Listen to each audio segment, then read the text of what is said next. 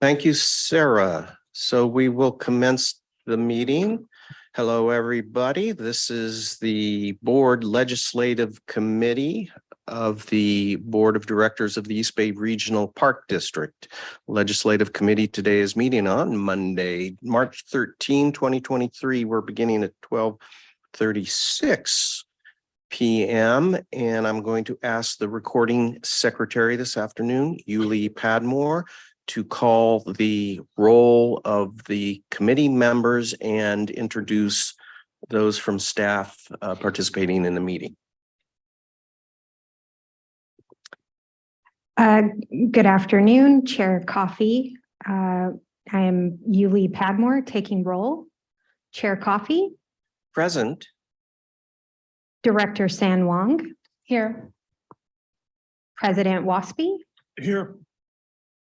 And Park District staff participating in this meeting include Deputy General Manager Dr. Ana Alvarez, Chief of Government and Legislative Affairs Eric Feeler, Legislative and Policy Management Analyst Lisa Baldinger, Executive Assistant, me,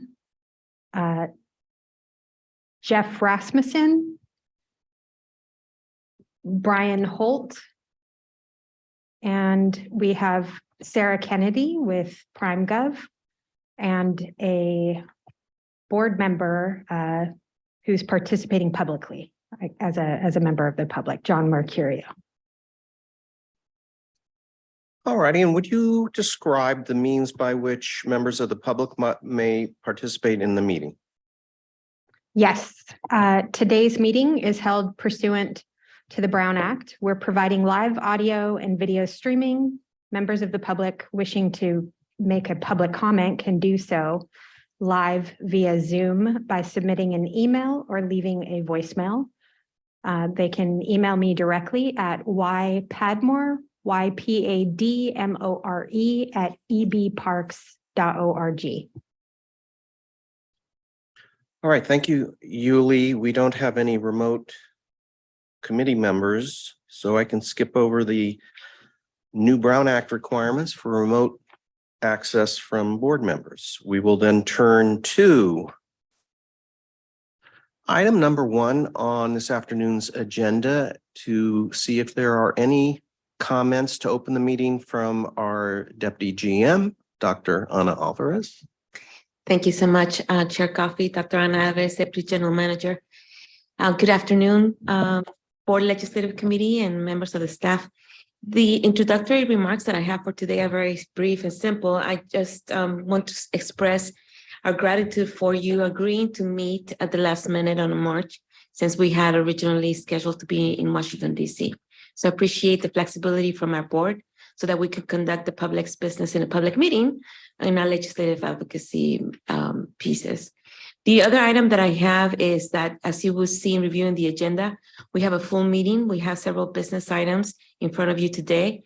All, of course, are equally important, but I do want to highlight, if you had an opportunity to review the legislative pieces that we're tracking both at the Washington federal level and the state level, is that we see a real focus on climate resiliency matters pertaining to flooding, wildfires, and other adverse impacts to the changing climate. And then the other trend that you see there, the other theme that you see coming through legislation and the work that's being done both Washington, D.C. and the state, is there's a lot of pieces moving in terms of access, issues pertaining to opening public lands and addressing issues of equity as we conduct the business of the public.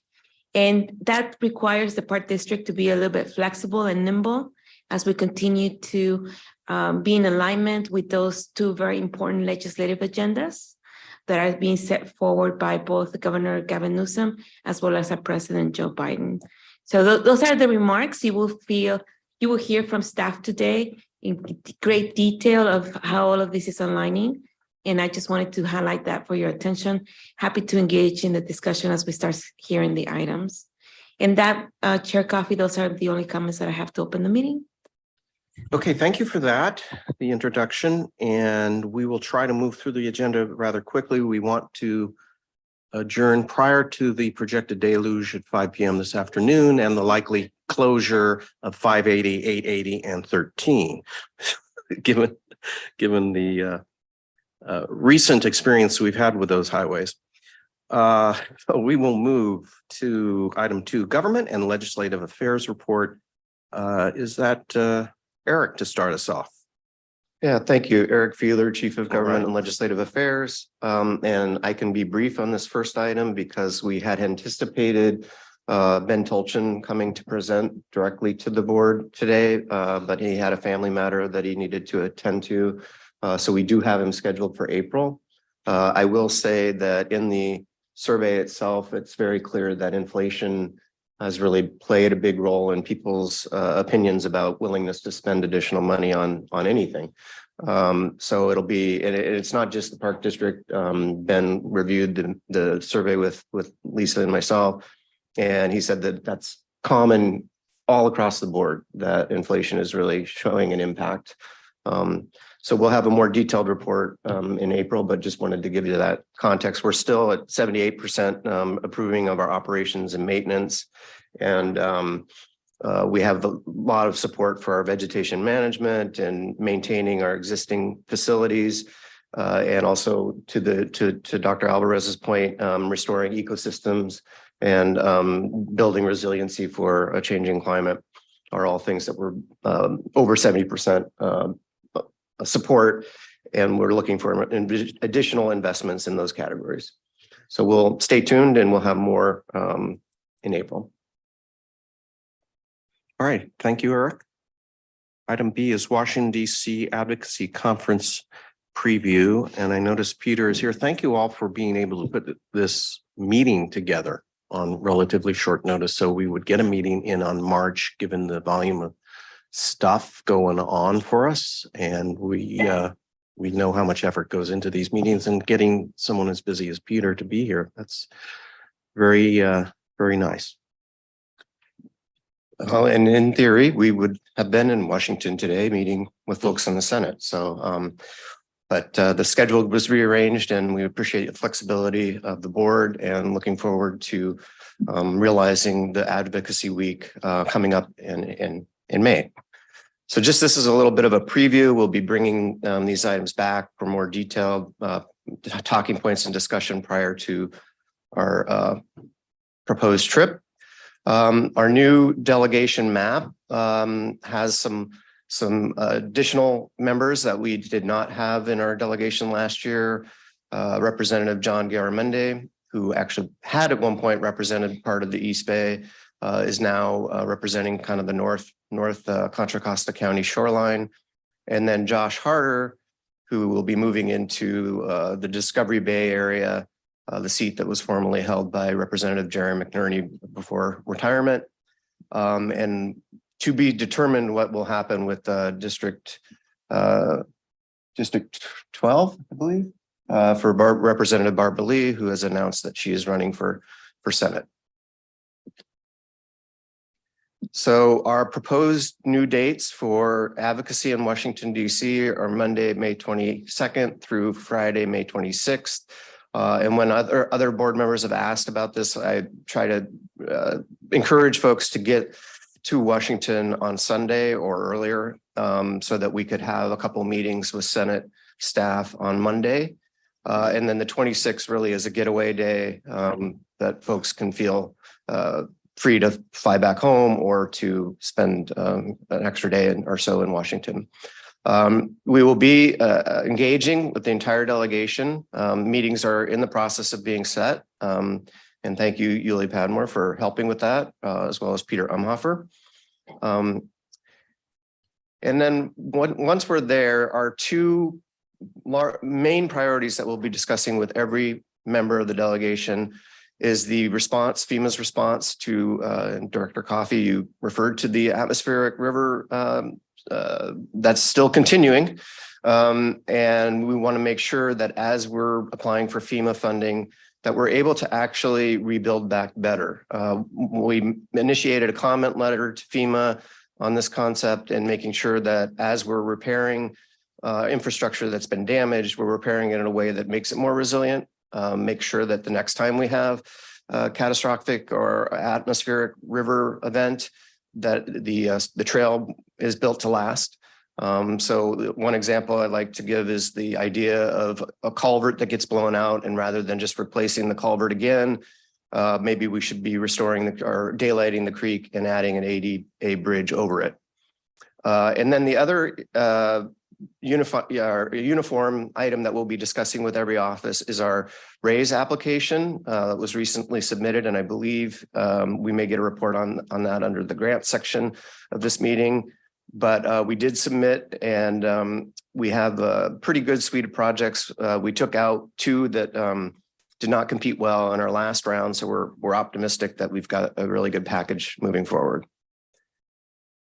Then we will be, as I mentioned, meeting with both of our senators, and again, in every meeting, talking about FEMA and funding and the raise application. But for Senator Feinstein, we had a couple of her district staff out in the field looking at some of the work that we're doing with regard to the tree mortality issue. Was almost a biblical rain event day that day too. But we were able to show some of the work that we've done in terms of removing the trees and the carbonator, and also the biochar that the carbonator produces. Based on that site visit, the staff is very supportive of us submitting a community project funding request for wildfire mitigation. Should be a fairly broad ask in terms of what the money can be spent on, but we're very happy that they were encouraging us to apply. And then for Senator Alex Padilla, again, the storm damage in FEMA and the RAISE grant application. But for his office, we're really looking at targeting the Judge John Sutter Regional Shoreline and clarifying and basically finding a solution to the issue of cleanup on the Oakland Army base on the upland portion, and making sure that that land is transferred over to the Park District in a public benefit conveyance as originally intended, so that we don't have that donut hole in the middle of between the observation pier and the bridge yard. We want to make sure we complete that park and have jurisdiction over the Army property. And with that, I will hand over to Lisa to talk about our House delegation. Thank you. Lisa Baldinger, Legislative and Policy Management Analyst and part of your staff team for support on the Washington, D.C. Federal Conference this year. So as Eric highlighted, we have a consistent agenda for each of these meetings, sandwiching the atmospheric storm damage at our opening, the RAISE application at the conclusion, and then an individual highlight project for each meeting. And so for expectations, we will be preparing similar materials as we did during our state advocacy days, a folder for each meeting. The maps are even more important at the federal level, sharing with the staff who are supporting the members what our region looks like, that each of you represent equivalent to a state assembly district, and the important role that we play here in the East Bay. So as Eric noted, we will be reintroducing Representative Garamendi's office to the East Bay Regional Park District. Our highlight project for Mr. Garamendi's office is the Martinez San Francisco Bay Trail. This is a project that's recently received a number of grant applications, thanks to the good work of Katie Hornbeck in the grants department, and of course, Sean Dugan, our trails manager. And so we're really hoping to highlight with him how his office can partner with us on that final funding in to take this project across the finish line and increase connectivity in the Martinez area and the greater Bay Trail vision. Representative Josh Harder is also, he is a new member to our delegation. So for his meeting, we do have a special introduction we plan to do, sharing with him a little bit of context on what the East Bay Regional Park District is. And so you'll see this topic with any of our more new members. And for our focus with Josh Harder will be support for the grassland wildfire mitigation legislation, which Peter Umhofer will give a more specific update on. Last year, there was a bill in the Senate for creating funding for wildfire mitigation of grasslands and prioritizing understanding grasslands. Often at the federal level, we're seeing bills for forests. And so we're really pleased to see the focus in on grasslands, being that a lot of our district is. And so if you look at the map that Eric shared earlier, you'll see that Josh Harder and then Ro Khanna, who we complement implement this ask have a small portion of the East Bay Park District, and then their greater region is substantially grassland. And so we see this as an opportunity to partner and share with him a little bit about us, and then also something that would help his greater district. With our good friend, Representative Mark DeSaulnier, we'll of course thank him for his consistent support of the East Bay Regional Park District and Thurgood Marshall Regional Park, home of the Port Chicago 50. This year, our focus ask with his office is support for the Marsh Creek Trail planning and design. So for advancing our Marsh Creek Trail project, inclusive in that application is we're requesting funding for tribal consultation to advance the project. Unfortunately, planning and design is not typically a strong ask of our federal members, but we're hoping that this is also an opportunity to introduce him to the project, as we'll be continuing to apply for future grant measures and hold conversations about the importance of opening the Marsh Creek State Park. With the Office of Representative Barbara Lee, we'll be complementing our discussion with Senator Padilla's office here with Representative Barbara Lee. She's consistently been a supporter of opening Judge John Sutter Regional Shoreline on the shoreline of Oakland. She has a strong understanding of what that park will mean to the Oakland community, as well as the Greater Bay Area, providing that access. And she's done efforts already to help to move that project forward. And so we are seeking to work with her office and Senator Padilla's office on introducing language into the National Defense Authorization Act, requesting that the portion of the property which has been approved as being a sufficient level of cleanup, the upland portion be transferred or be bifurcated and transferred to the park district, and having that marine area continue to be discussed for the level of cleanup, that marine area not impacting the future park development as directly. With Representative Eric Swalwell, his district following redistricting does take Anthony Chabot into it, which is where a significant amount of our tree mortality is. And so we will be providing him an update on our wildfire mitigation efforts in the East Bay Hills in response to the 1,500 acres of dead and dying trees, and sharing with him our need for additional funding to advance that work. And we hope to submit a community project funding request for $2 million for FEMA pre-disaster mitigation with his office. So we've historically spoken with Eric Swalwell more about trails, and so this will be a transition of topics, but being that it directly impacts his community, air quality, watershed health, we're looking forward to having a good conversation. And then with Representative Ro Khanna, his office, we will be discussing the support for the grassland mitigation. I mentioned this topic earlier with Josh Harder's office. We are requesting that Representative Khanna's office takes the lead on this legislation, and Peter will share a little bit more. But from initial conversations, we've had some really good traction with their office about what could be possible in terms of introducing a funding program at the federal level for grassland wildfire mitigation and conservation. And so with that, that concludes an overview of our agenda for the day. As Eric noted, these will be taking place from May 22nd until May 26th. We're hoping to have a great time and productive meetings, and we will be busy, so wear comfortable walking shoes when you join us. Do you have any final comments?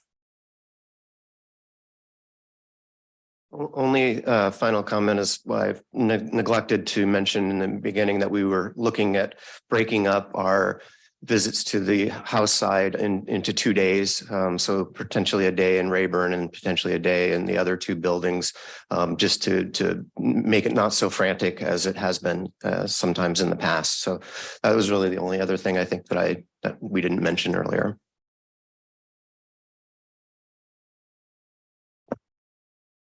Okay, thank you. We have a good idea of the plans for Washington, DC. Can I ask a quick question? When you describe our interest in advocating for community benefit for these specified projects with the different members, those are what in prior times may have been characterized as earmarks. And that is a separate process from advocating for their support for other federal grants such as RAISE. Correct. The community benefit projects are a little bit more ambitious than earmarks, and Lisa can definitely speak to it, but they're more like grant applications, but they are specific to the members' ask. And when I say they're more like grant applications, it means that they require a significant amount of data and letters of support that go along with the ask, whereas earmarks in the past would just basically be a letter and hopefully that would get the attention, but this is much more involved.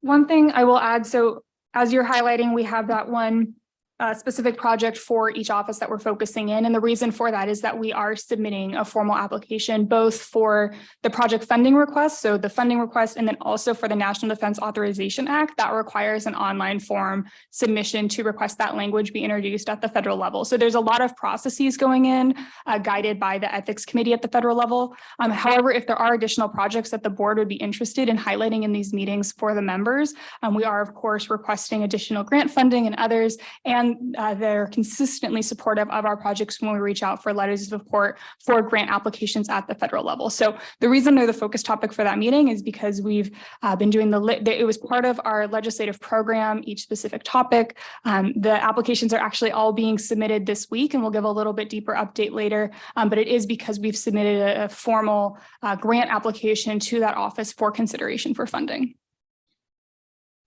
And just one thing to add to that as well is that there are only specific accounts are eligible for direct allocation. So not every category of funding is available for the Park District, and Peter could elaborate on that if folks are interested. But it's very specific. So, for example, the funding for Thurgood Marshall Regional Park, home of the Port Chicago 50, was through the Housing and Urban Development Department. And that was specific for the development of the building, basically repairing a historic building. So that's an account that we could look at, but the visitor center funding for National Park Service was not an account we could look at. So it was a little bit of a creative solution for us. Okay. What came to my mind is there are some active transportation projects that in some cases overlap. Marsh Creek Trail overlaps in terms of our interest in community benefit funding from Congressman DeSaulnier and active transportation funding from various levels of state and federal funding, including RAISE. So this doesn't, from what I'm hearing, preclude us from asking these members to call up Pete Buttigieg and advocate for active transportation projects. Correct. It does not. Doing that too. Yeah, we can do both. Got it. All right. Thank you. Anything more on 2A or B? No. Oh, Sure, yeah, I'm sorry. I just was about to I went in my own questions, which I is out of practice and forgot to go first to our members. So Director Waspy. thank you. So just two questions. So that's a great plan. I really like it. Are we planning on spending a day at like the transportation department or anything like that? Any other activities?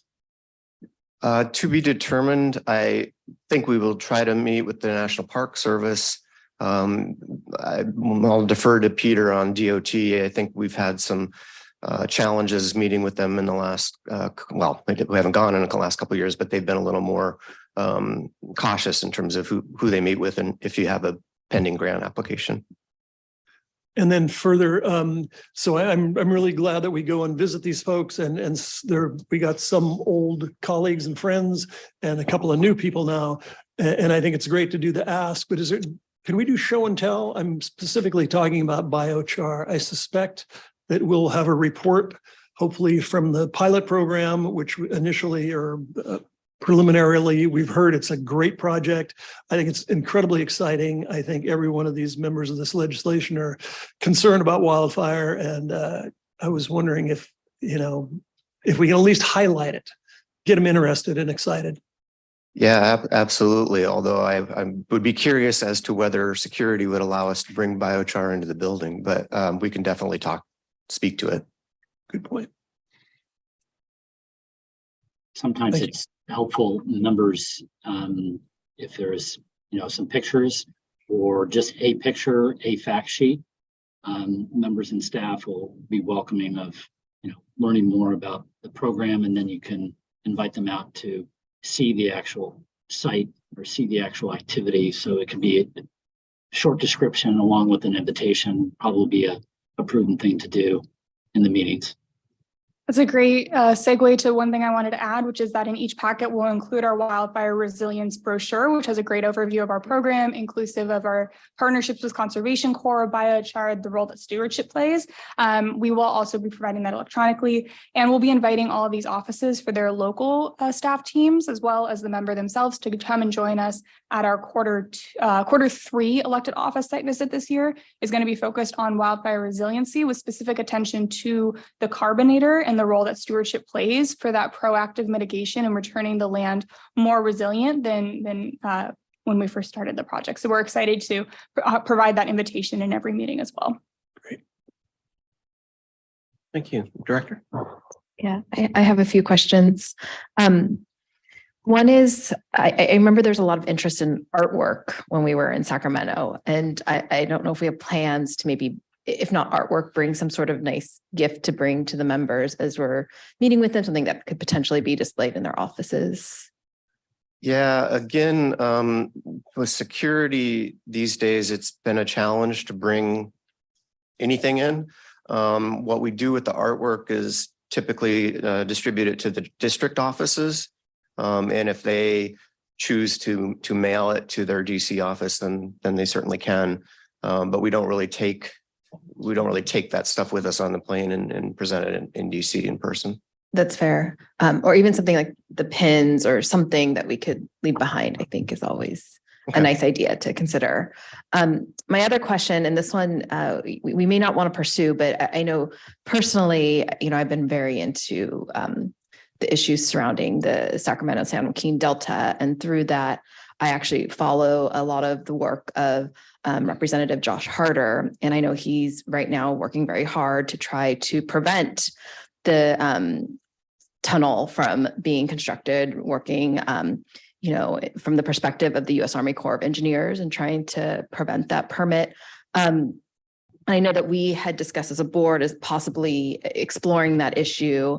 And, since he's new to East Bay Regional Park District, if we were to explore that issue, that may be something that could help form a connection. However, there's a trade-off in that I also do know that both our Governor Newsom as well as Speaker of the House McCarthy do support the Delta Tunnel. So, it may be something that we don't want to take up after all, but I just thought I'd share that because I do know, at least for both Representative Josh Harder as well as Representatives Garamendi and Saunier have also expressed interest in not having the tunnel constructed. So that's something to consider prior to the Washington, D.C. trip if we want to go that route. And then my final question is, do we know if all members of the board are going to be joining us in Washington, D.C., or is that still being ironed out?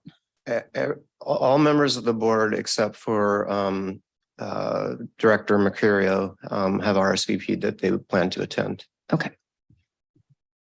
All right, thank you. Can I just mention one thing on any gifts?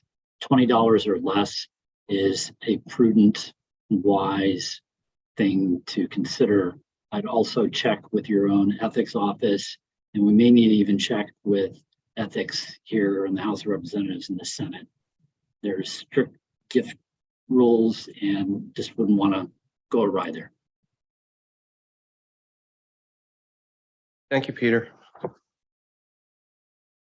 I do not see any members of the public present or in the Zoom room. So with that, we'll move on to item 3 on the agenda, local issues, actions taken by other jurisdictions. Brian Holt.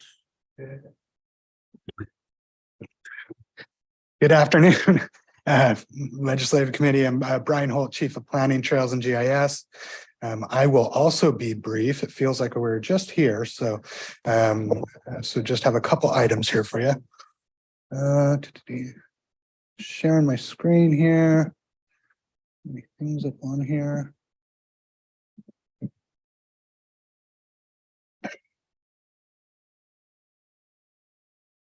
Okay. So we just got 4 items for you today. First one is Alameda County referral. Sorry, this computer is different today. Alameda County referral for a proposed subdivision. This is a notice of an intent to adopt a mitigated negative declaration. You can see the property site is located adjacent to Lake Chabot Regional Park and adjacent to the 10 Hills Trail at Lake Chabot. This would be a proposal for 10 new homes adjacent to that site. Often something that is of concern to us on projects like this that are proposed adjacent to parkland is the potential for sort of backdoor entrances into the park, any direct accesses that happen there. So we did submit a comment letter just expressing some concerns about the tree removal and avoiding any sort of backdoor access into the park. We did receive confirmation from Alameda County staff that all trees that would be removed are going to be replaced and mitigated for, and that no trail access from the development would be permitted to connect to the 10 Hills Trail. So that was that. Our next item is item in Richmond regarding an encroachment agreement for property at 8 Western Drive. This is adjacent to Keller Beach and Miller Knox Regional Shoreline, a relatively minor project, but something that's caused a lot of attention in Richmond. There was actually a pretty good article in the East Bay Times today about this project. And it really kind of gets down to a question of encroachment on public land and the public right of way, not Park District land, but a homeowner previously constructed a fence that took about 1,500 square feet of the right of way along Western Drive and essentially created their own private parking spaces. It's been an issue for some time. Certain neighbors have been concerned about it, but the city ultimately conveyed that land, agreed to convey that land over to the property owner, but seems to remain contentious and has been in the news. But it's directly adjacent to Keller Beach at Miller Knox. So something that we just sort of keep an eye on as something that's adjacent to our parklands. Doesn't necessarily direct us directly though. Alameda County planning referral. This is for just a couple of homes in the Castro Valley area. Why is screening on here this time? So you can see one application for a development review for 25 single family homes. That's at Fairview Avenue in the Castro Valley General Plan area. And then a site development review for 4901. This is located adjacent to the Llama Lane site. So this is an area that we've been working on for quite some time to perfect a trail easement through this site that would essentially connect Five Canyons Parkway to the Bay Area Ridge Trail and expand access from this area to Guerin Regional Park. So we are continuing. The Llama Lane issue has been a longstanding legal issue for the Park District. I think that has been resolved, and ultimately we have our design and construction folks are working on that project, and we have till the end of the year to sort of perfect that easement. But we continue to monitor these other subdivisions that are proposed around there. So with that, those are just the 4 quick items I have for this time. I'm happy to answer any questions on any of these or anything else that's going on in the East Bay. Thank you, Brian. Director.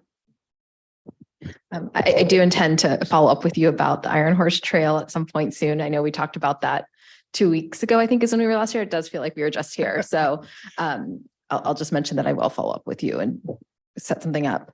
And then I also have a question. I noticed we're having our board site visit at the end of the month at Del Val. Mm-hmm. Do we typically invite local, other local boards and city councils to these site visits? I know it's open to the public, but I'm not sure if that's a practice that we might typically do. Correct. The board tours are generally organized through our operations division, and often they are public meetings. They're meetings of they're Brown Act meetings, and so open to the public. So certainly that would be board members' prerogative if they wanted to invite somebody to come and join. I've seen them go lots of members of the public attend and Mhm. and other elected officials. And then I've seen them where it's just been with the board. So really depends on the specific issues or that sort of thing. But if there's something that you see that you think should be highlighted for some of our local partners, then I think that would be entirely within your purview. But we're, as staff, happy to talk with you more about that if you want, if there's something specific. Yeah, I can share, coming from the water world, I know a lot of the water agencies that Mhm. have water allocations at Del Val would probably be very interested in joining us at some point, whether it's this site tour or at some point in the future. So I may reach out to a few people and Okay. invite them. But I'll also work with the appropriate staff members. to Yeah, make I sure think- that works. And, scheduling wise, it may be that nobody can join us, but I think it might be a good opportunity. Yeah, I don't disagree. That sounds like a good opportunity. I think from staff's perspective, we always just appreciate if there's a specific issue or something that we need to be aware of, if we could just get a heads up so we can Of be course, informed Of course. when we're in the field. Yeah. Yes, and then is this, so I guess it goes through the operations committee, but just in terms of working with local governments and different agencies, I know that we have this as a standing item on our agenda for this committee. So, I'm still trying to figure out where and when the appropriate time is to bring up some of these topics. Yeah, like I say, I'm happy to, you can reach out to me anytime and we can go through and we can talk through what sort of things should be brought up. I often say for our work, it's really helpful for us to hear what's on your guys' mind. So, so feel free to reach out anytime. Okay, great. Thank you. So typically we don't have automatic invitations that go out to local community electeds. Staff treats them as our board meeting. Mhm. And if there is some particular item involved in the site tour where we would get a presentation from a city, from a mayor, for instance, or somebody from the city, that those folks are invited. But typically the answer to your question is no. But if any of us think of anybody we'd like to invite for whatever reason, I think that's what Brian is encouraging, that you can do that. So that is something you have to kind of figure out and share with the staff. Dennis, anything? Yeah, Brian, I was wondering, so on the Proctor Trail, do you have that slide or is it available? Is it hard to get? It's no big No, deal, it's but very. every lot on Proctor Road and every lot on all the way along the 10 Hills Trail pretty closely has either been built on or is going to be built on. And these are, well, I won't characterize who's going to live in these places, but they're very vocal. And I was wondering at some point, we would suggest that when that last home goes down there along the border of the trail, there's heavy timber, heavy brush. It's not in one of our, what do you call those areas? Fuel treatment zones. Treatment zones, yeah, it's not in one of the RTAs. So their immediately response is, what are you going to do about fire? And I would suggest that, and I always thought that it would be a good idea to at least to get on, I mean, I don't think we'd be successful, but I would like to get and write a letter to the Board of Supervisors who's going to approve this project and say, maybe you should back off. There's been proposals that we should cut the 10 Hills Trail 100 feet wide to protect these folks from fires. Maybe they should, we were there before them. Maybe they should leave a buffer on their property. 100 feet wide wouldn't make it, obviously, you'd cut out a few homes, but is there some type of setback that we could ask for? And do you think that's, because I think it's going to occur. Certainly, wildland fire is one of the topics under CEQA that has to be evaluated, and that would have been analyzed as part of this mitigated negative declaration. I don't know off the top of my head how they responded to that, but I think fire is clearly on everybody's mind lately. So I would anticipate that there's a good discussion in there about it, but we'll go in and we'll take a look at that. And I think you're right that if it's not satisfactory, a letter highlighting that would be good. Thank you. And if I may, thank you, Director Waspi. Thank you, Brian. Also, what comes to mind when I see the Proctor subdivision project is water. So as Director Wasp will say, when you're hiking along that 10 Hills Trail, you see all this property discharging some type of water onto the trail, which creates all these erosion issues. So if we can take a look at the water piece, that would be fun. That would be very well. Will do, will do. Thank you.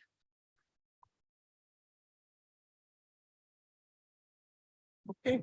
Thank you very Is it much. for the board and the committee, and I don't see any public comment requests. Thank you. Thank you. Thank you, Brian. Chair Waspy, I believe our next agenda item is grants, but I would ask that we delay it. The presenter is actually off-site, and so there's been a delay. So if we can move on to the next agenda item until that person Jeff or arrives. Katie aren't here. That's correct. Okay. Thank you. Advocacy briefings, item 5, federal advocacy briefing. We're going to hear from Peter, I understand.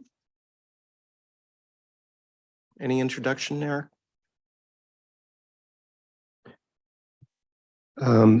No, although he's off camera too.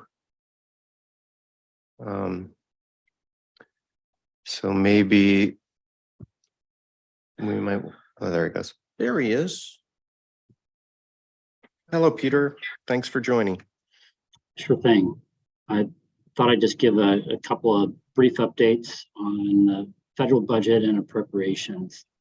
You may have seen that on March 9th, federal budget was released, and the Interior Department budget, which is probably of most interest to everyone here, is 18.9 billion. It's a $2 billion increase, or a 12% increase over last year. The Park Service budget, partner that we work with a lot, is 3.8 billion, which is a $289 million increase.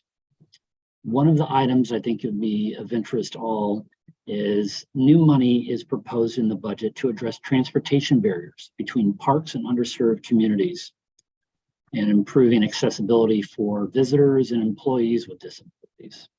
So we'll track that closely, see if it makes it through the appropriations process and approval process of Congress.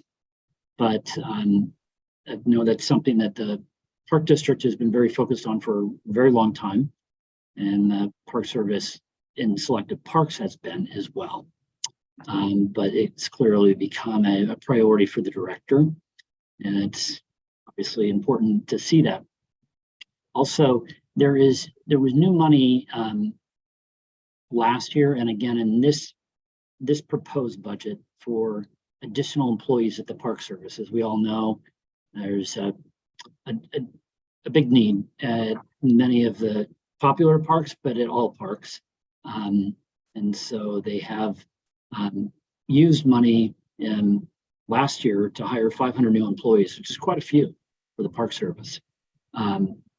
Fish and Wildlife Service budget is about the same as last year. It's about 2.1 billion, and that's a $300 million increase.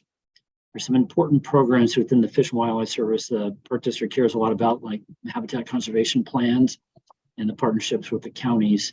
And those appear to be steady and similar to previous year's requests. There is some cuts though in drought funding, which strikes me. I know you probably would think now with atmospheric rivers, we don't need to be thinking about drought, but there's still a drought in the West. And so there is an emphasis on climate resilience and climate adaptation, but they're cutting the drought funding in the bill, in the proposed budget. So Congress is going to have to sort through that.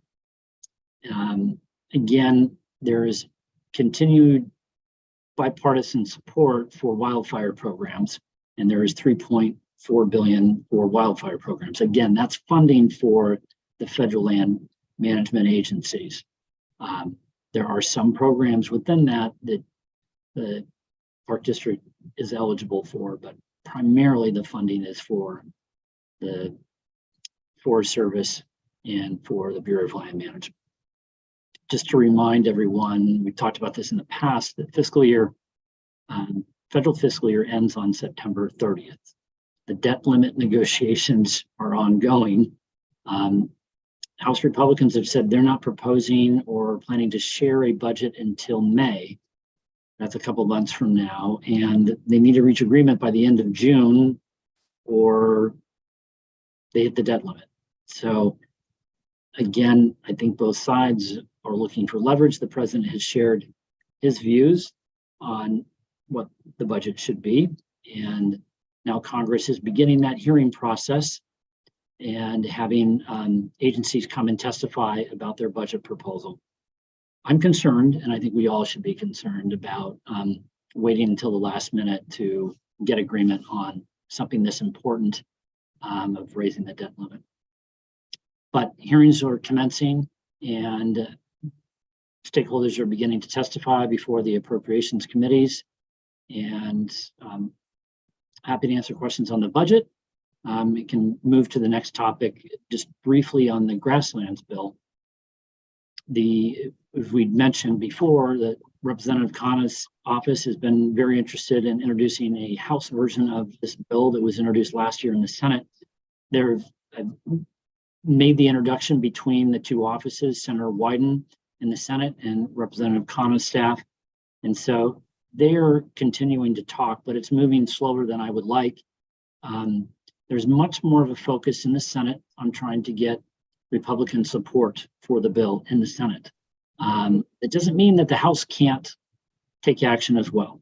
Just to remind everyone, the special districts are eligible under this bill for a grassland conservation grant program. It would restore grasslands, improve rangeland, mitigate threats to wildfire and drought. It's pretty broad.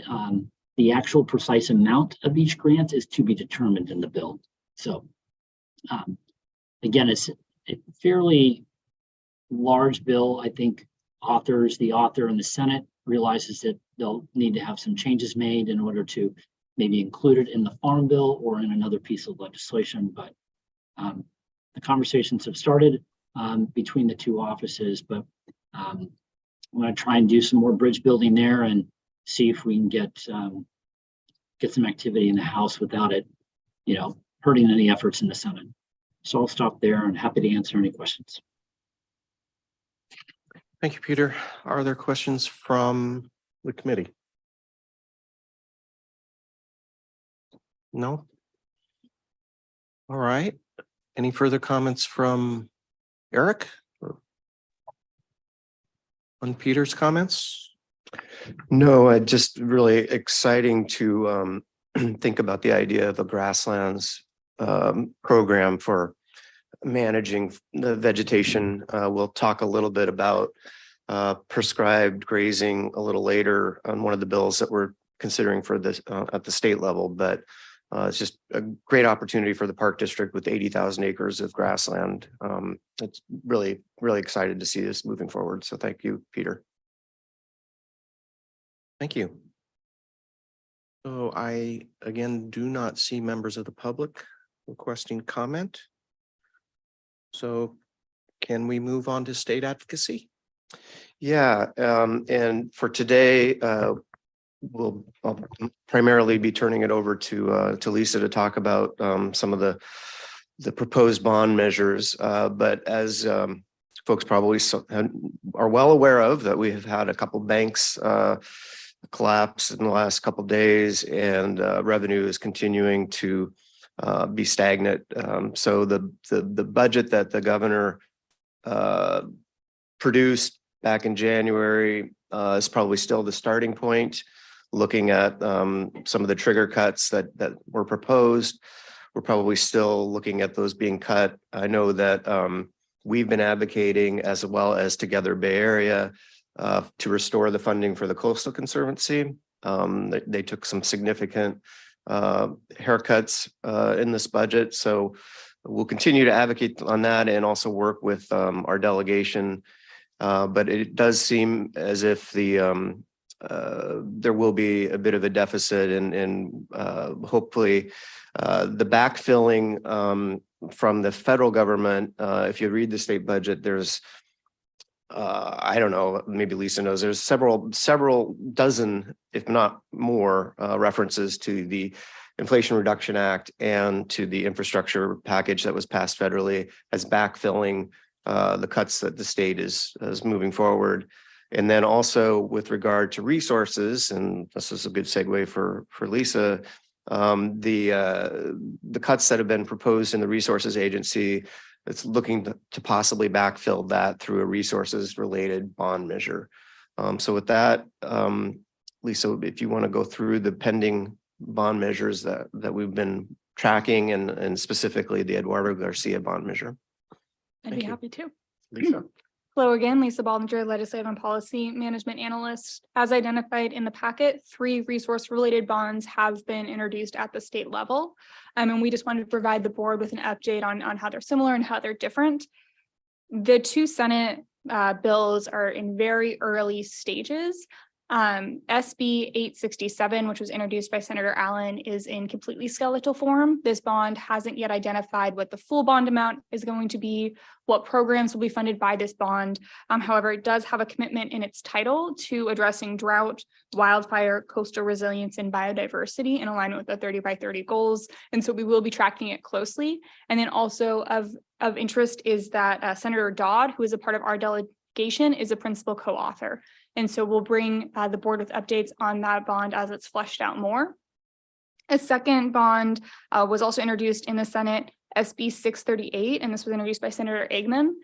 Senator Eggman is not a part of the East Bay jurisdiction, but following redistricting in the future, her district will be.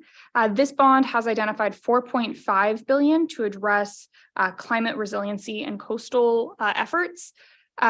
We would like to see funding identified in this bond for the State Coastal Conservancy, which has not yet been identified. The total bond is 4.5. And then this one also, Senator Dodd is a principal co-author. So we can work with his office on edits we'd like to see as discussions advance for both those Senate measures. The most robust of the bills introduced is by Assembly Member Eduardo Garcia. We remember him from the 2018 Proposition 68. He was the lead author on the park bond, which is about $4 billion for parks. This introduced legislation is proposing $5 billion to address safe drinking water, wildfire prevention, drought preparedness, flood protection, extreme heat mitigation, and workforce development. Many of those are core to our mission and vision. So within this bill, which is AB 1567, so far about half of that $15 billion has been identified for programs. Reviewing those programs, East Bay Parks would compete competitively for about 50% of the grants. There's about 25 that working with Assemblymember Garcia, we can work towards something that we can compete better. And then about 30% is for drinking water infrastructure and elements that are not as close to our work. So we would likely not be able to compete at all for that funding. However, like I said, there's an additional $7 billion that hasn't been tagged for funding yet that we see as an opportunity. In alignment with Eric's comments on the budget, we're hoping to see an increase in identified funding for the State Coastal Conservancy for some of their statewide programs, but also their San Francisco Bay program. So far, about $100 million has been identified for that program, and we'd like to see that number increase. Additionally, in the title, it says workforce development. So a program we'd love to see receive direct funding for is for the California Conservation Corps to receive a minimum of $30 million for building facilities in the East Bay for 2 permanent forestry crews. And so we have let the Assembly Member Office know that we have interest in seeing those added as part of that funding that hasn't yet been distributed. And we're hoping that it will be received well because it's in support of the title and the goal of that legislation. So with that, we do plan to continue to track these 3 bills. We did not feel that the Senate bills were ready to bring before this committee for formal support. However, we are hoping to have a discussion today about the Assemblymember Garcia Bond Act. Okay, questions? Olivia? Yes, with the Assembly Bill 1567, one thing I was thinking of in terms of drinking water infrastructure, I know we talk a lot about water at Shadow Cliffs and the Chain of Lakes pipeline that Zone 7 has proposed from Del Val to the Chain of Lakes, which are the old mining quarries that are located near Shadow Cliffs Park and Lake. And so I believe, that's an interesting project because that's one where when there is excess stormwaters, which we are certainly living with right now. I know Zone 7 Water Agency is interested in possibly using Chain of Lakes quarries to store some of that stormwater and then also for groundwater recharge, since that is the deepest part of the groundwater basin is where Shadow Cliffs is located. And I know here at East Bay Regional Parks, when we were thinking about Shadow Cliffs Lake, we're very interested in that particular project, especially since the pipeline is being proposed to move through and be constructed through the park, through Shadow Cliffs Park. So there may be some potential there as we follow that bill that I want to mention. That's a wonderful suggestion. I had that in the maybe the Park District would compete category. There is 250 million identified for groundwater recharge in the Department of Water Resources, and that sounds like a great item to advocate for, to explore. And to add to that, it is of interest to state parks. They're the new state that we learned when we were in Sacramento that the new state park in the Central Valley was located where it is, largely because of the groundwater recharge potential for that area. Actually, I'm going to add to this in the other part of Ward 5. It actually spans between, I think, Director Waspie's and Ward 5 area, but I think it might be Quarry Lakes. There is a project that Dublin San Ramon Services District, DSRSD, is doing a purified water treatment in terms of, recycling water to a very high standard level, and then using the arroyos. So Arroyo, it would probably go down Arroyo de la Laguna to ultimately to Alameda Creek, and then into the Fremont area for groundwater recharge. So it's ultimately going to be used for groundwater recharge. So there's a number of projects out there actually related to this. Director? No, I salute Assemblymember Garcia. I hope we get this thing rolling. I don't know the name of this assembly bill, but it has to do with appointed committees of a place like ours, the PAC, and appointed committees, and whether or not they have to be in-person meetings. And there's are you familiar with that? I know I'm obviously not, but CARPED's really pushing it really hard. And I'm thinking, gosh, is this that big of a deal? And is there, do you guys have any knowledge of that? We are aware of the bill and have taken a look at it. I do think it probably would apply to the Park Advisory Committee. And so we can bring that back before this group in a future meeting. Okay, they're seeking support to support the relieving folks in especially rural communities where they have to come in. They volunteer to be on a committee, but have to drive a long distance for to participate in meetings. That will be on our state legislation to support list, correct?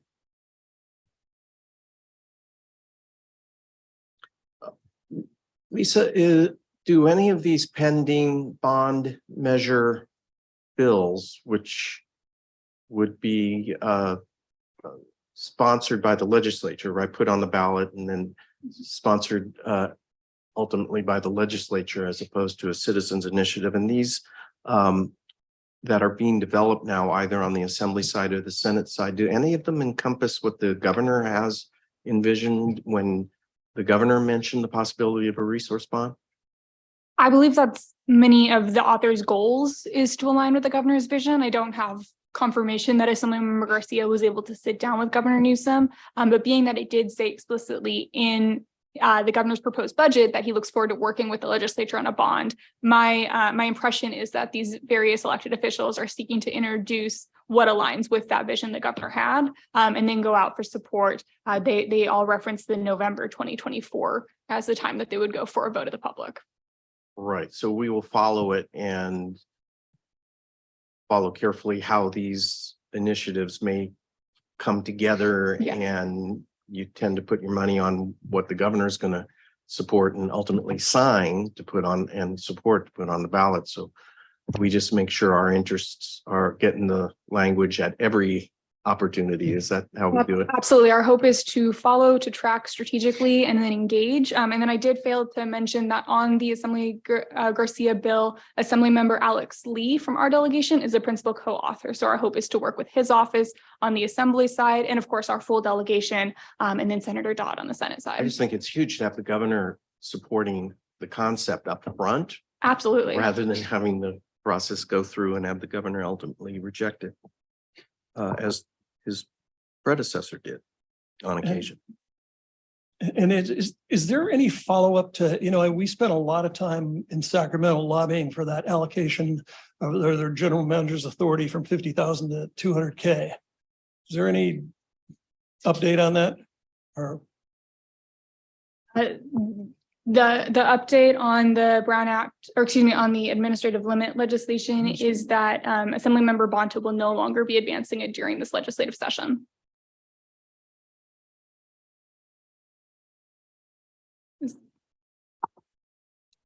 okay. And that will involve more discussion at a strategic level. There's some strategic planning that will go into that. Can we move to programs, legislative programs and projects, government affairs? Ready to go? Potentially, or it looks like our grants staff are on. You want to go back to that? If Katie's ready, yeah. Hi, yes, I'm ready. Let me just share my screen. Go ahead. Go ahead when you're ready, Katie. We'll go back to funding and grants update. Great. Okay, here we go. Can everyone see my screen? Can you see that okay? Yeah, thank Okay, you. wonderful. Katie Hornbeck, Grants Manager. Thanks for being flexible and letting me go a little bit later in the schedule. I was out at a site visit with some Coastal Conservancy staff looking at a project they had funded. So my grants report today is pretty brief. You can see in the about 20 days reporting period, 2 grant applications had been submitted, including our RAISE package, which I gave a presentation to the full board a few weeks ago. So that went in, and we'll be finding out this fall if we were awarded anything. And in this period note, we didn't receive any grants notification for an award, but I will, as a sneak preview for the next report, just at the end of last week, I was notified from our project officer at the EPA that the grant application we submitted last fall, requesting 1.2 million for the Remove Ferry Point Pier project, was selected for a grant award. So that was exciting, good news to end the week on. But since it wasn't in this reporting period, I didn't get a chance to include it in this report, but I'll just highlight it now since that was excellent news to receive. So with that, I'm happy to answer any of the other questions or field any comments about the grants report. And I'll go ahead and stop sharing here. Okay, thank you, Katie. Thanks. We've been briefed at length, I think, on the RAISE programs that and projects that we've applied for for active transportation. So that makes up the bulk of that chunk there, 18 million. Members of the committee? No? Go ahead, Olivia. Yeah, well, Katie's here. I'll just mention, I know we have a quick meeting on Wednesday to prepare for a panel in early April. So between now and the next legislative committee, I know I'll be involved in that panel. And I don't know if you want to talk a little bit about it, just so that my colleagues can hear about it. Sure. So what Director San Wong is referring to is the Women in Leadership Conference.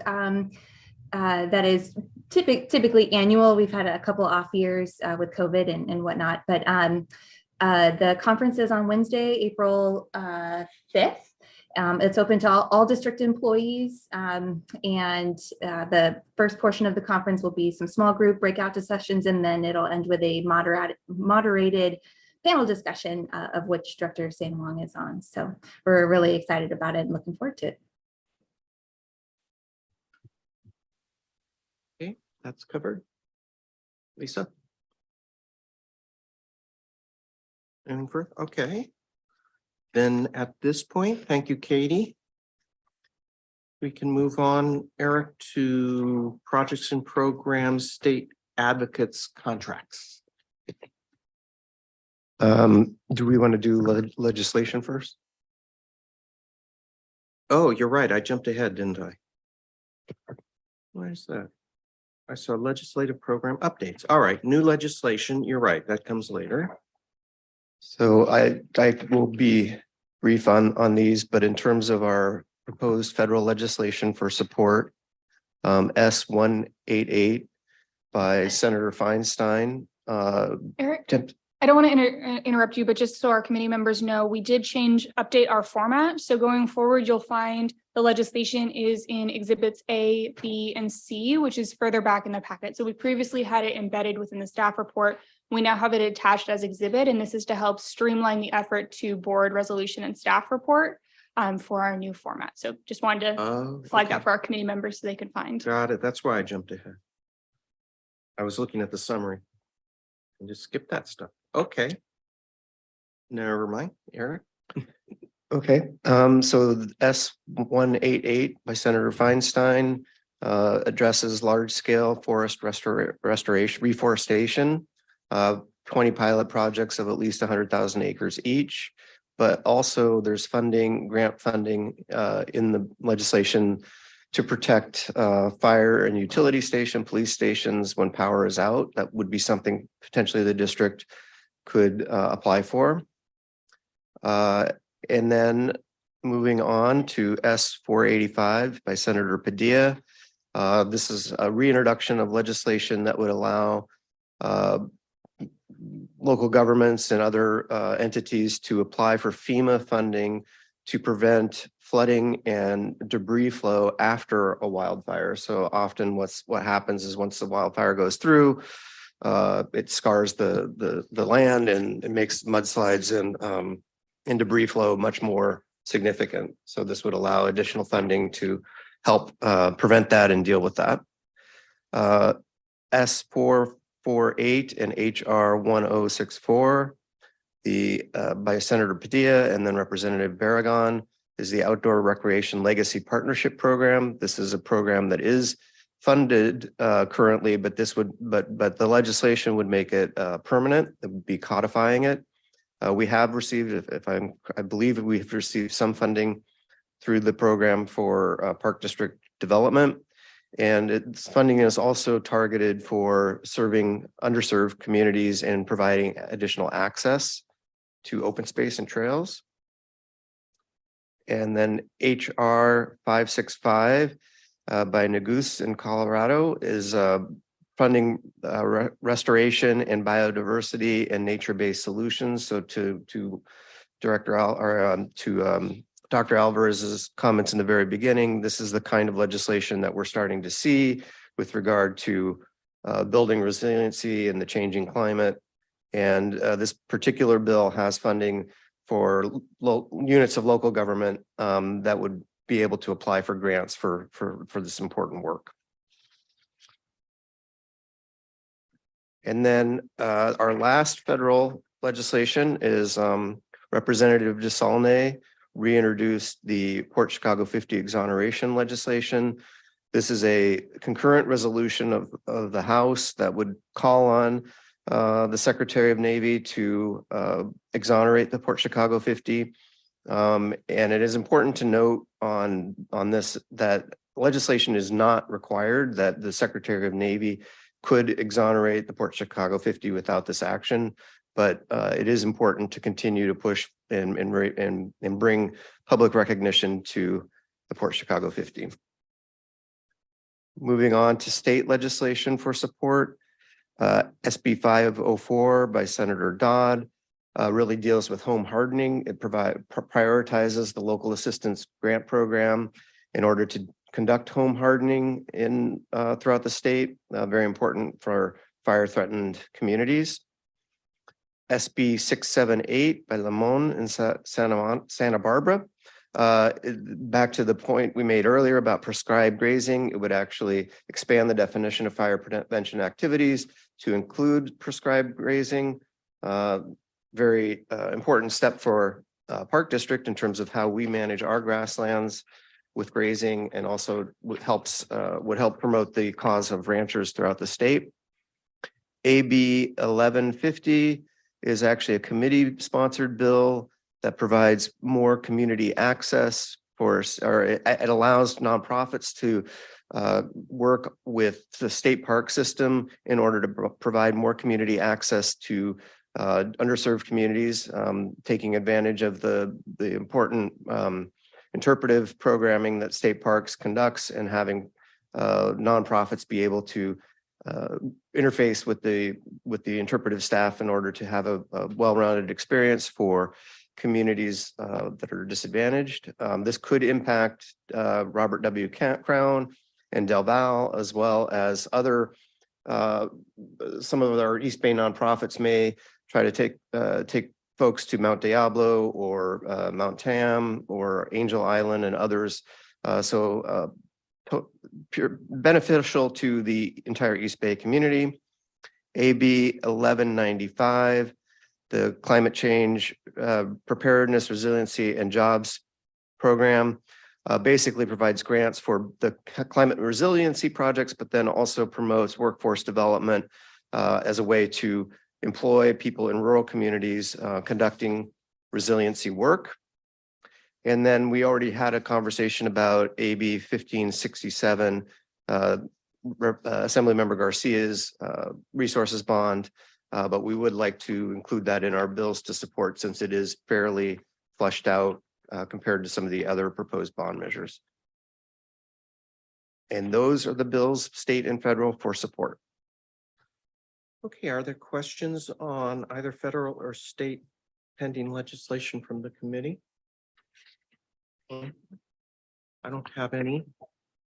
So why don't we take Exhibit A, federal legislation for support first, and I'll entertain a motion to approve the recommendation. So moved. It's been moved, Second. seconded by Director Sanwong. If Yuli, you could please call the roll of the committee on Exhibit A support. Director Sanwong, Yes. President Waspy, Yes. Chair Coffey, Aye. motion passes. Right now, Exhibit B, state legislation for support. Again, we'll entertain a motion for support as recommended for the pending state legislation. Director Sanwan moves, Director Second. Waspy seconds. Again, please call the roll of the committee. Director Sanwong, President Waspy, Yes. Chair Coffey, Yes. motion passes. And we have next on the agenda recommended bills to oppose, none applicable at this point. So we move to recommended bills to watch. We have three bills to watch and to bring to the committee's attention. The first one, AB 859, deals with codifying in the Constitution the right to use navigable waters for hunting and fishing.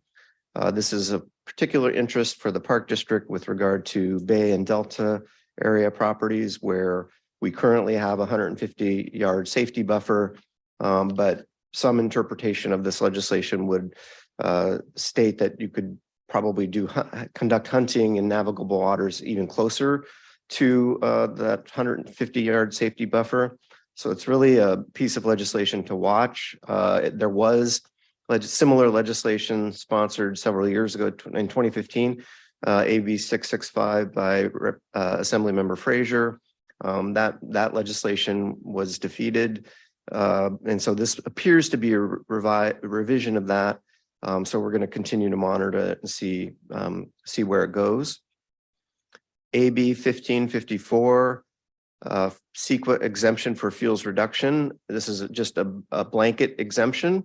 So good idea, good intentions, but it is authored by a Republican from sort of eastern side of the state, not particularly likely to go forward in this fashion, but did want to bring it to the committee's attention. And then the last bill, AB 1686, is just a very provincial bill with regard to the Martinez Marina. It would allow the city to extend the amount of time that it has to retire the loan payment regarding the marina. So it's very specific to that particular purpose, but thought that since it's in our chair's ward, we should bring it to his attention. Are we watching it to decide whether to support it, or is it something that is controversial? No, I don't believe it's controversial. It's just something to note that's occurring in property adjacent to ours. And that also similar to some of the reports that we get from Brian and planning, just to know that the local jurisdiction has this interest. Okay, I raise it because ordinarily we support our local jurisdictions. If there's some reason to join in their efforts, or just to be supportive of a constituent. That's why I asked whether there's anything controversial about it. So we'll watch it. I understand that. Any questions from the committee on our watch list? Nope. Okay, so no action on that item. That would bring us to projects and programs. And now we're up to state advocate contracts, item 5B1.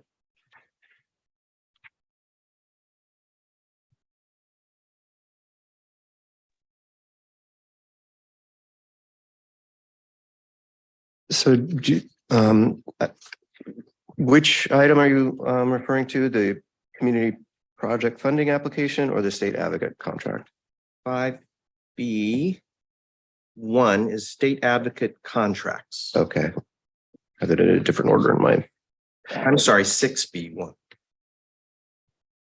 So for this item, just wanted to reiterate Dr. Alvarez's comments from the beginning of the meeting that we've experienced in the last few years the need to be nimble and respond to new opportunities with regard to equity, access, climate resiliency, and other flexible funding that's occurring both at the state and federal level. With that, in that regard, we had issued a request for proposal for a state advocacy contract last year. We did receive 3 responses, 2 of which were of interest to staff. And that includes Houston Mignani and Associates. And we would like to continue working with Doug Houston.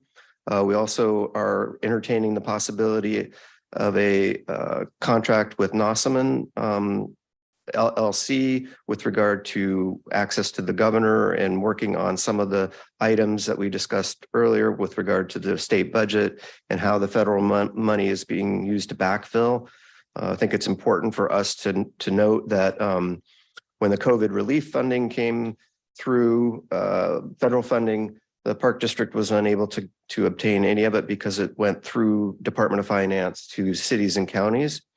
So we want to make sure that if any infrastructure or climate related funding in the Inflation Reduction Act moves forward, that we are indeed eligible and have opportunities to seek those resources. So this item is simply just to inform the board that we plan to pursue both contracts and moving forward and just asking or seeking to see if there were any objections from the committee members on pursuing that pathway forward. Sounds good. Directors? I guess it's fine.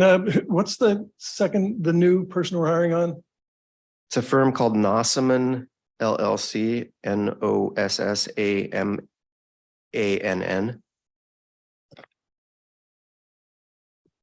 NASSA. Nossamann. Okay, thank you. And the particular consultant there is an individual named Nate Solov.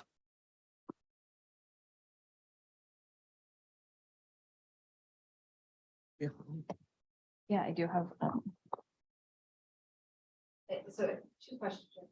I have 2 questions. So with this idea of pursuing both contracts, how will that be broken down? I know you described the Nossaman one as really focusing on the governor's office, items related to the state budget. And so then what will, so then will the other contract then be to focus more on the legislature and working with the state Senate, state assembly? Yeah, Lisa was referring to Assemblymember Garcia's legislation. Doug Houston is working closely with that office on that legislation, and will be engaged as well, because it will have to go through Assemblymember Bauer Cahan's committee. So we'll be working with Doug primarily on those issues as it goes through the Assembly and Senate. And then is there the potential that if there's something that might kind of span both agencies, that they'd be willing to work together? Are we going to be able to write that into the contract, or will that just be something that's generally agreed on? I would think so. And actually the bond is a good example, and Chair Coffey pointed it out in the beginning that the governor is receptive to a bond. So having a person that helps us with the Assembly and Senate, and another person with their ear on the ground in the administrations in the horseshoe, I think can work in tandem to achieve hopefully some positive gains for the Park District. I think that's great. Okay, good. And then, when you were just talking about the COVID funding, it occurred to me, I know previously when I was on Zone 7, we did have someone from CSDA from their legislative committee present one time a year to us to show us the bills that they were tracking for special districts and the ones that they recommended. And I don't know if that's something that we have on our calendar here at the Park District, but I found it really helpful to hear from CSDA once a year or once every 18 months. It's not something that has to be on a regular agenda, but that was helpful. And Flora Santos is on their legislative committee for CSDA. That's great. Thank you. It used to be when law firms used more than one name. It was Nossaman, Gunther, Knox, and Elliott. And the Nossaman firm is known as a Sacramento powerhouse. One of the reasons by which is it has in the past often hired retired legislators like Jack Knox. And you have that added benefit of perhaps pursuing legislative schemes where the author is now working for you as an advocate. So it's a interesting dynamic to Sacramento.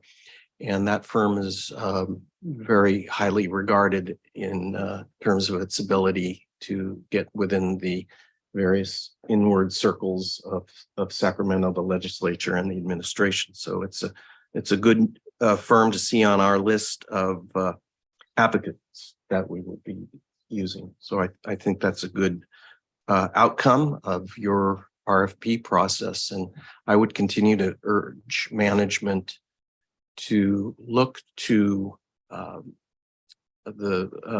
panoply of potential advocates when it comes to funding sources. This is distinct from what Director San Juan was talking about. We have very good legislative advocates. I've always felt that in the existing firm.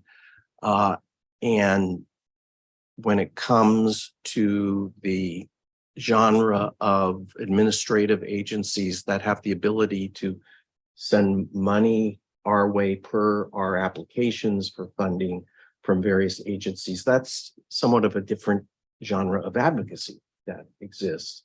And I'm always expressing the desire that given the amount of funding out there, both at the state and federal levels, that we're fully equipped to have all the advocacy power access that we can get. So I'm pleased to see that we're working on that level as well with the state administration and the Nossaman firm. No action on this as of yet. Is that correct? No. Okay, so information item. Any other comment or questions? Seeing none, we still have then, got my numbers wrong, 6B2, community project funding applications, which you all have touched on earlier in the meeting. We did. Thank you. My laptop battery ran out, so I'll pop up here. We wanted to agendize this to create space for conversation, but we did end up touching on most of them during our presentation on our Federal Advocacy Week. This is the week that offices, they tend to give about a 2 to 3 week window to submit your applications. But thanks to the board's support and efforts, we were able to identify what would be moving forward in our legislative program that the board resolved on in January. And so 4 applications are being submitted this week. One to Senator Feinstein's office on wildfire resilience for FEMA pre-disaster mitigation funding. A similar complementary application is being submitted to Representative Eric Swalwell's office for that same program. And then Representatives Garamendi and DeSaulnier are receiving applications for funding through the Department of Transportation for connections of active transportation Marsh Creek Trail and Martinez Bay Trail. Eric did note that they are specific funding opportunities that the Appropriation Committee identifies annually. And so what was available last year is different than what was available this year. And so we do have to keep our eyes out for those opportunities, but fairly consistently, active transportation and FEMA funding has been available for special districts like the Park District to apply for. And then just the last note that I want to make, and I'm happy to take any questions that maybe came to mind following our presentation, is that these community project funding applications, as well as our state direct funding applications such as McCosker Creek and others, are truly partnership efforts between the Government and Legislative Affairs Department and the Grants Department. We work on them when they're on the legislative side, when we're working with the elected staff and addressing any questions that come from their offices to make the members and then the committees that these go through comfortable. Once it goes through the legislature, it then does become a formal grant application, a grant application that's already been awarded, but there is some additional legwork, and want to thank Grants Manager Katie Hornbeck and Assistant Finance Officer Jeff Rasmussen for their work there. So these are truly partnership efforts, and we're hoping for a little more success this year. We had 2 federal advanced last year, and we'll continue to submit so long as it's an opportunity.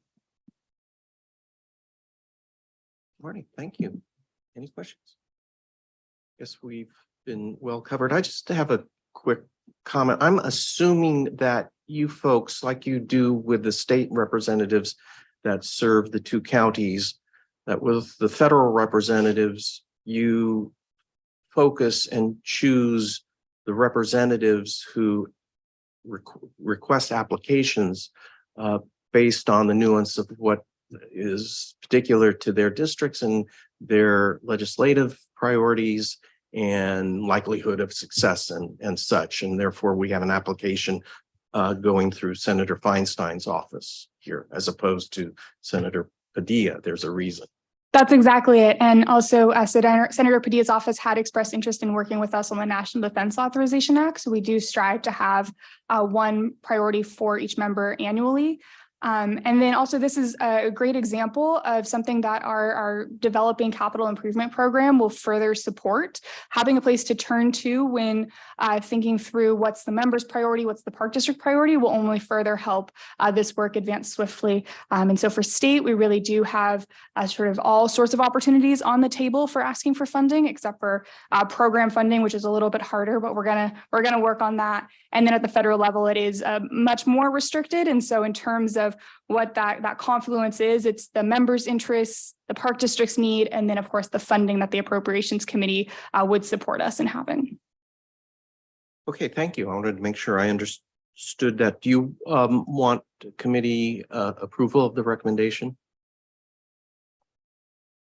There's an R next to it, which is. I think you may have an old agenda. No, we didn't need a recommendation on that. Okay. I know the first one was informational. This one has an R.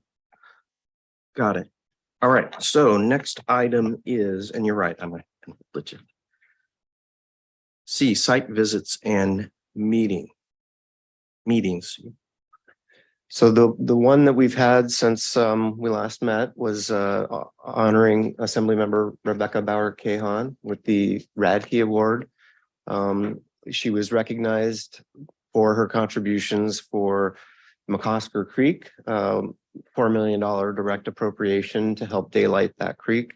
And then a second member asked that involved our wildfire suppression and helicopter unit, additional 3.5 million to help support that work.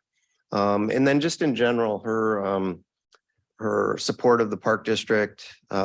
She's chair, obviously, of the Parks and Wildlife and Water Committee.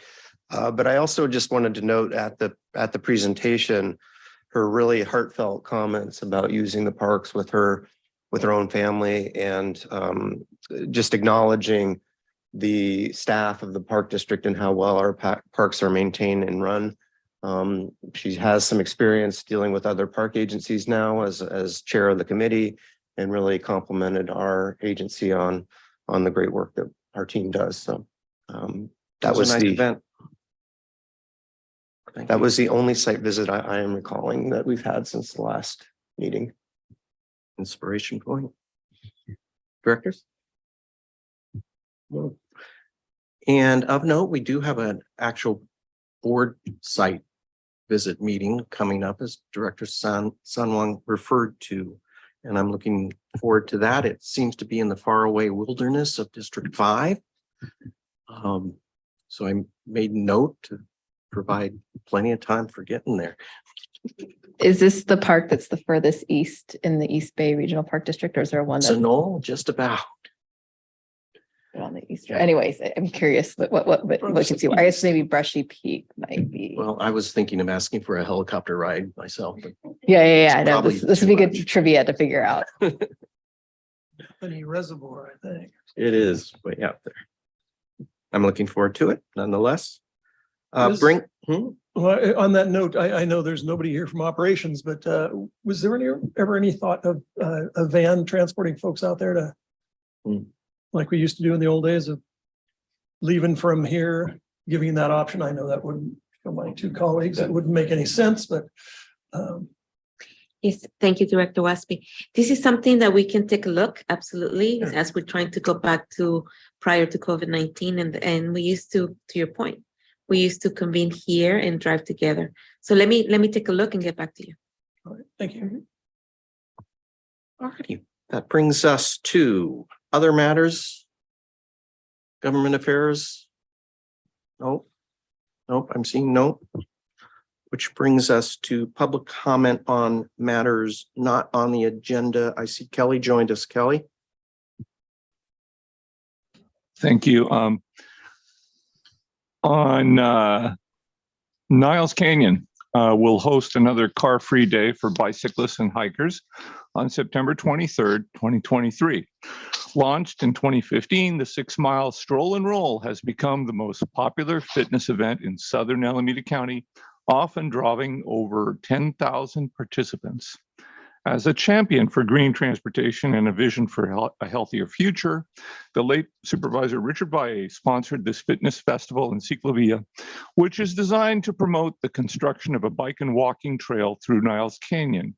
This trail is a top priority for our community because of the unsafe conditions on Niles Road, where pedestrians have been banned due to narrow bridges and unsafe shoulders, making it dangerous for bicyclists. The new Niles Canyon Trail will not only provide a safer mode of transportation, but it also promises to succeed the beloved, locally famous Secret Sidewalk, an abandoned aqueduct from Sonoma to Fremont that dated back to the late 1800s. Additionally, within 2 years, the East Bay Regional Park District expects to complete another 7-mile trail that starts from Niles Canyon northward to Guerin Regional Park through the hills of Union City. The mouth of Niles Canyon near Alameda Creek is set to become a crossroads for healthful transportation and recreation. And as we come together for this grand festival in September, we honor the legacy of the late Supervisor Valle, who envisioned this trail bringing people closer to the natural beauty of our region and connecting the Tri-Cities to the Tri-Valley.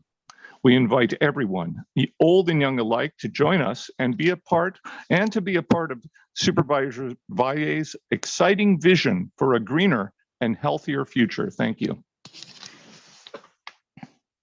Thank you, Kelly. And we are at the end of the meeting. For closing purposes, are there comments from my colleagues? No. No. Director Waspi, Director Salmo? I don't have any, but again, thank you very much for putting together a meeting in March that otherwise wasn't planned for, and all the work that went into it, and the very good presentations that we received. And we always appreciating having Peter come all the way from DC for the meeting. Anything from staff in closing? I just wanted to Yes, sir. acknowledge Yuli Padmore's chipping in. Flora is normally the clerk for this committee, and she had a family matter to take care of this morning. And so Yuli stepped in and kept us running on time. Thank you, Yuli. So with that, we will close the meeting. Thank you. We're going to beat the deluge scheduled for this afternoon. Everyone drive carefully.